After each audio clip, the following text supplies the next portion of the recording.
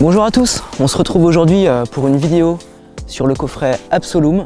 On va procéder ensemble à un petit unboxing. Ça consiste simplement en l'ouverture du coffret pour découvrir ensemble ce qu'il contient. J'aime assez ce genre de vidéo parce que ça évite en général des mauvaises surprises à l'achat. On a donc une notice, les 4 détecteurs, la centrale, des snags vissables et une petite attache de centrale.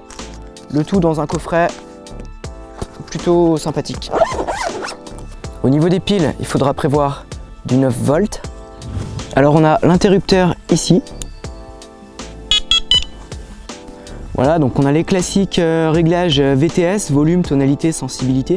Pour jauger du volume, on n'a pas besoin de faire rouler la molette. On peut directement tourner le bouton. Je vais le faire comme ça sera plus simple. Et on sait directement quel est le volume qu'on est en train de mettre en place. Ça, j'avoue que c'est assez sympa. Voilà, c'est la petite innovation. ProWest appelle ça un avertisseur de réglage. On va regarder un petit peu comment ça se passe au niveau de la sensibilité. Donc là, je ne sais plus si je suis au plus sensible ou moins sensible. On va tester. Ouais, donc là, je suis au moins sensible. J'ai déroulé environ 10 cm pour avoir une détection de touche. Donc on est typiquement dans le cas de figure de pêche en rivière avec des herbiers dérivants par exemple. Ensuite on va se mettre au plus sensible.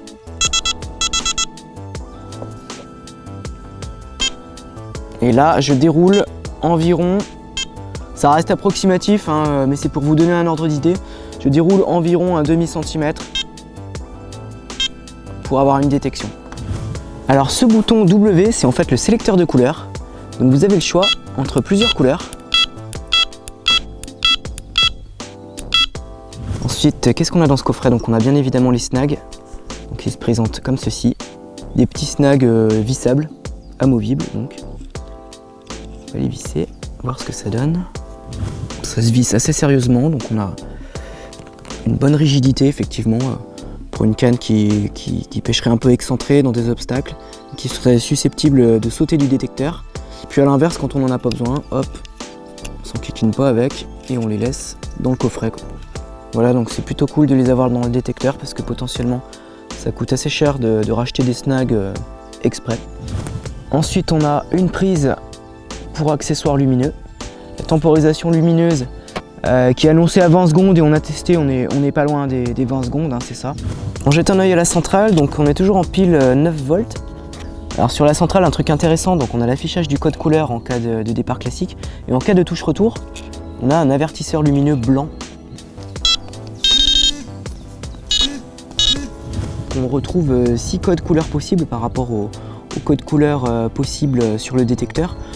Alors le récepteur utilise la tonalité du détecteur directement. On ne règle que le volume sur la centrale. Finalement ça fait moins de réglages, c'est plutôt appréciable. Voilà, on va pas aller plus loin dans les réglages, il y en a sûrement d'autres. C'était vraiment pour faire un petit tour d'horizon de ce coffret. Allez, si on fait un petit bilan rapide, moi je suis un petit peu déçu de ne pas avoir de coque de protection pour les détecteurs. Bon, après c'est largement compensé par les points positifs parce qu'on a effectivement les snack bars qui sont super sympas. On a aussi l'avertisseur de réglage qui est une vraie innovation.